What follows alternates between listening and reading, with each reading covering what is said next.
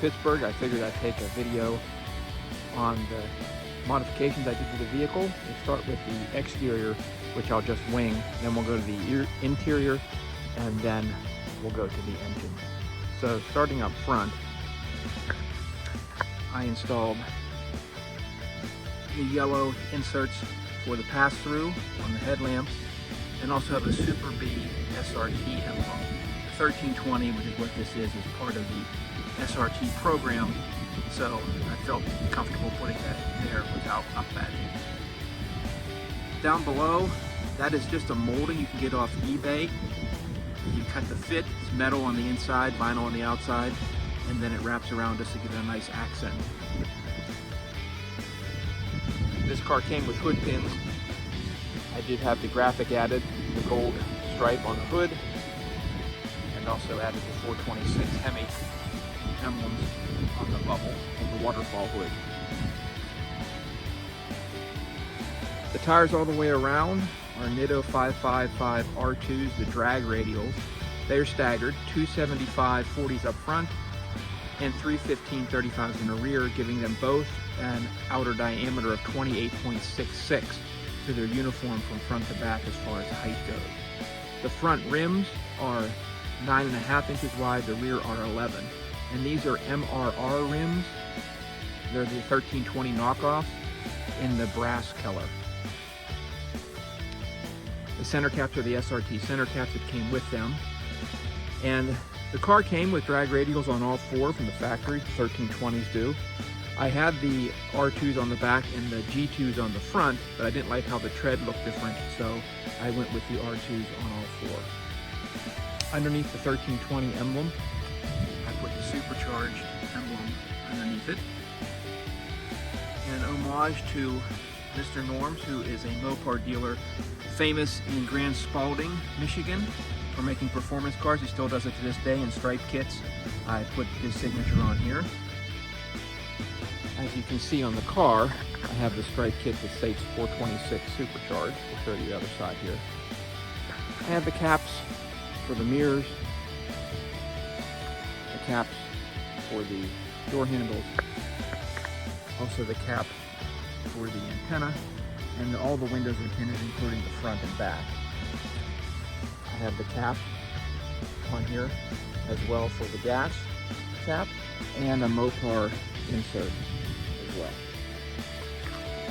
I have mud flaps all the way around the car. The front marker and rear marker are blacked out. The tail lamps are also blacked out.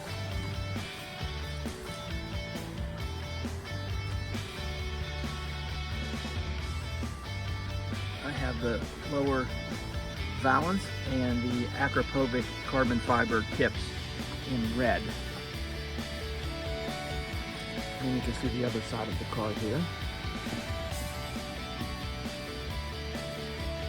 Oh, I have powered by SRT back here as well that was added. And then the performance shop that most of the work was done is American Muscle Performance North. That's their sticker.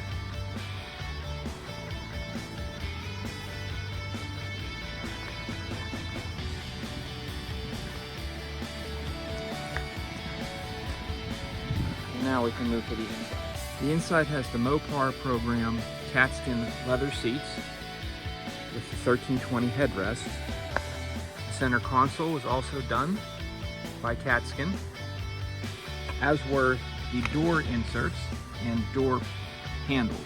Now these are going to be changed to red. I have the red at home, but I'll have this changed. I also have the floor mats that match.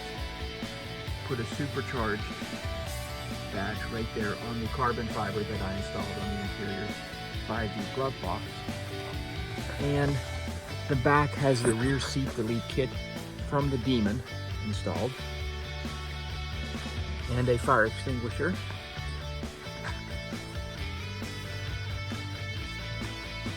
I have the Challenger stainless steel door sill. Also have the carbon fiber for the switches, the Dodge inserts here, and the door handle pocket. and this little handle here, and the pocket down there. The door handles are carbon fiber. The vents are carbon fiber. I'll go to the other side. This side is much more of the same. I have the metal emergency brake and dead pedal. I have the carbon fiber and 1320 inserted in the steering wheel and the 1320 cover. I have the carbon fiber that's inside here around the gauge cluster and around the center console and around the shifter and a Hurst shifter. I also have the carbon fiber up here and here as well. And in the center console where the gauges are, that's wrapped in carbon fiber as well. The start stop has a carbon fiber outline and an insert in the middle. Now we'll move on to the engine.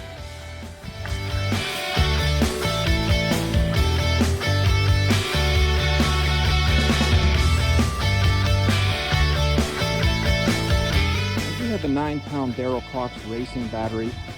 It's not installed. You can see it in the other video. I don't install that when going to the track. I use a regular Optima yellow top for daily. I'm going to read off a list because there's a lot done to the engine. And here you can see the dyno, the latest dyno taken on drag tires. Just so you know, it's net around 1070 horsepower and to the wheels around 940. And that's on drag radials, like I said, and a tune for 73% alcohol. It is tuned for E85. So to start with, this is a 426 forged heavy duty Hellcat based short block engine.